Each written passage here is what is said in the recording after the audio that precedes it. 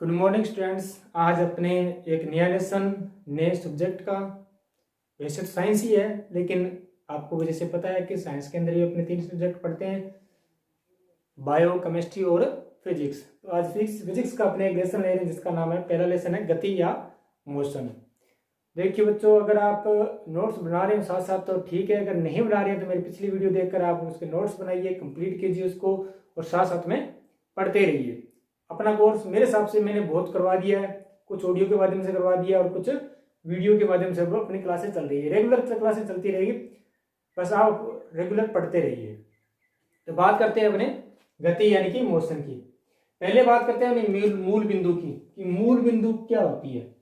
मूल बिंदु यानी एक निर्देशांक होता है। मूल बिंदु यानी किसी भी वस्तु को की स्थिति किसी वस्तु की स्थिति को बताने के लिए जो बिंदु होता है, यानी उसका जो प्रारंभिक बिंदु होता है उसको क्या बोलते हैं, मूल बिंदु। जैसे मान लो यहाँ पर ये क्या है, जीरो है, ये किसी वस्तु की प्रारंभिक स्थिति है, तो उसी को अपने क्या बोलते हैं, मूल बिंदु। यानी जिसके सापेक्ष या जिस बिंदु के सापेक्ष कोई वस्तु गति कर रही है वो क्या कहलाता है, मूल बिंदु।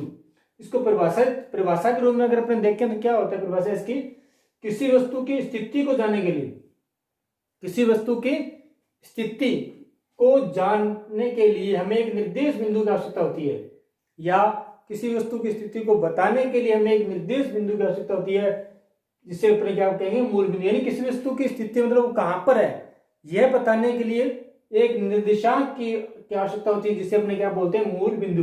यानी कोई मान लो कि कोई वस्तु कहां पर है तो अपने उस पॉइंट को बता सकते हैं वस्तु वहां पर है, तो जहां पर उस वस्तु को बताया जा रहा है वही उसकी क्या कहलाती है, मूल बिंदु कहलाती है। ठीक है, अब अपने बात करते हैं दूरी और विस्थापन की। दूरी और विस्थापन क्या होता है, दूरी होता है किसी वस्तु के द्वारा तय कुल यात्रा, यानी किसी वस्तु ने कितनी यात्रा की है। जैसे मान लो कोई कार हो सकती है, मोटरसाइकिल हो सकती है, वायुयान हो सकता है, कुछ भी हो सकता है, तो किसी वस्तु के द्वारा तय की गई कुल यात्रा क्या कहलाती है, दूरी कहलाती है। किसी वस्तु द्वारा तय की गई कुल यात्रा क्या कहलाती है, दूरी कहलाती है। बात करते हैं विस्थापन की। विस्थापन क्या होता है, विस्थापन होता है किसी भी वस्तु की प्रारंभिक और अंतिम स्थिति। मान लो कोई वस्तु यहां पर है, मान लो प्रारंभिक स्थिति इसकी है, अंतिम स्थिति ये, इन दोनों के बीच की जो दूरी होती है, यानी प्रारंभिक बिंदु और अंतिम बिंदु के बीच में जो दूरी होती है उसे अपने क्या बोलते हैं, विस्थापन बोलते हैं। दोनों के अंदर ज्यादा कुछ अंतर नहीं होता है, दिशा का अंतर होता है। दूरी के लिए हमें दिशा की आवश्यकता होती है, दिशा की आवश्यकता, दूरी के साथ में सिर्फ प्रमाण की आवश्यकता होती है, दिशा की आवश्यकता नहीं होती है। लेकिन विस्थापन के लिए दूरी के साथ साथ में, दिशा के साथ साथ में विस्थापन प्रमाण का मान भी हमें जरूरी चाहिए। दोबारा इसको रिपीट करता हूं मैं, कि दूरी के लिए हमें क्या चाहिए, दूरी के लिए हमें केवल मात्रात्मक मान चाहिए। मात्रात्मक मान मान लो, जैसे मान लो उसने 5 किलोमीटर दूरी तय कर ली, 10 किलोमीटर दूरी तय कर ली, वो हमें मान मतलब होता है, इसका दिशा से कोई संबंध नहीं होता है। लेकिन विस्थापन का मात्रात्मक मान के साथ साथ में दिशा के साथ भी क्या होता है, संबंध होता है। जिन भौतिक राशियों का, ये क्या हमारी एक भौतिक राशि है, जिन भौतिक राशियों में केवल परिमाण की आवश्यकता होती है उन्हें क्या बोलते हैं, अदिश राशियां। तो ये जो हमारी दूरी है वो किस प्रकार की राशि है, अदिश राशि होती है, जिसमें दिशा की कोई जरूरत नहीं होती है, उसे अदिश राशि बोलेंगे। और इसका जो मात्रक होता है वो क्या होता है, मीटर होता है।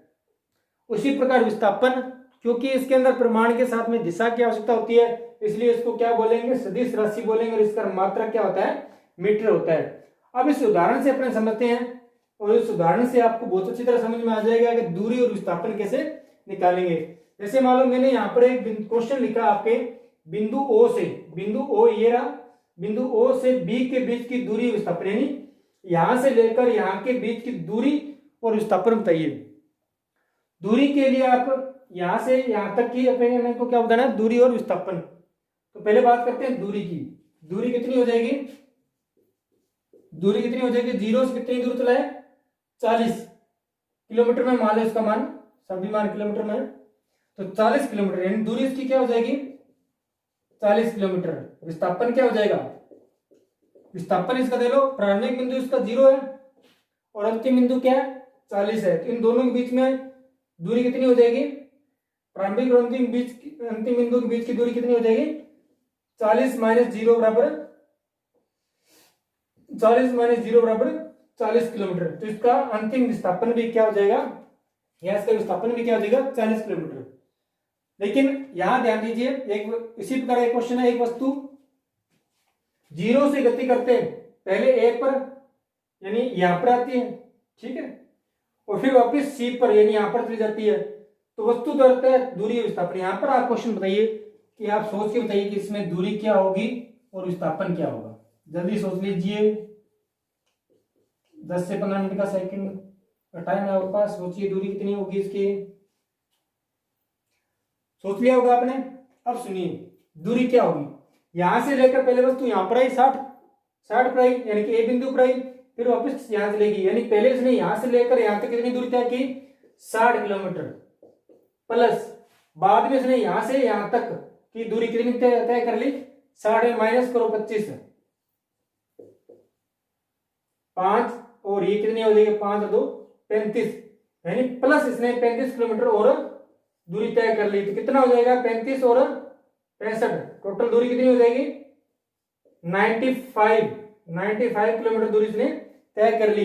अब क्या होगा कि हमें क्या पूछा है, दूसरा क्या पूछा है? वस्तु करता है दूरी और विस्थापन, वापस सी पर आता है। ये देखो वस्तु पहले यहां से यहां आई, फिर वापस यहां आई, तो यहां पर विस्थापन क्या होगा? यहां पर विस्थापन क्या होगा? प्रारंभिक बिंदु इसका 0 था, अंतिम बिंदु इसका सी है, तो इन दोनों के बीच की दूरी क्या हो जाएगी?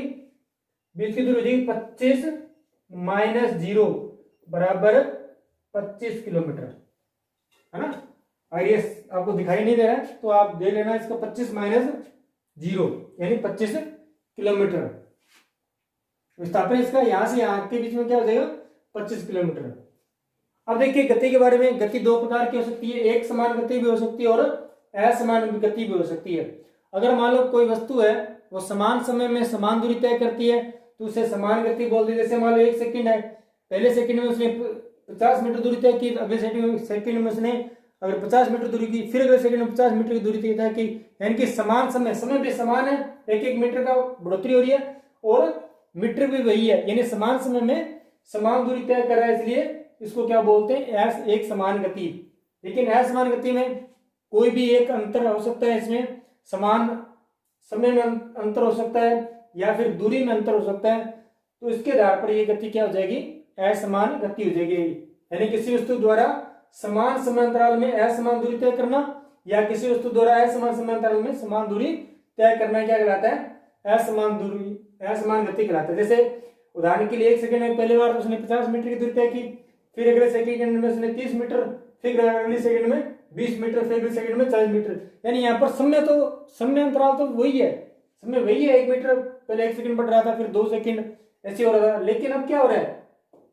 यहाँ पर दूरी घट बढ़ रही है, पहले बढ़ रही थी 50 मीटर दूरी तय की, फिर 30, फिर 20, फिर 40, यानी इस प्रकार यानी समान समय अंतराल में असमान दूरी तय करना या असमान समय अंतराल में समान दूरी तय करना, ये हमारा क्या कहलाता है? असमान गति कहलाता है। ये तो आपको पता ही होगा, समान गति, एक समान गति से किसी वस्तु का चलना और असमान रूप से वस्तु का चलना। तो आज के लिए इतना ही, धन्यवाद।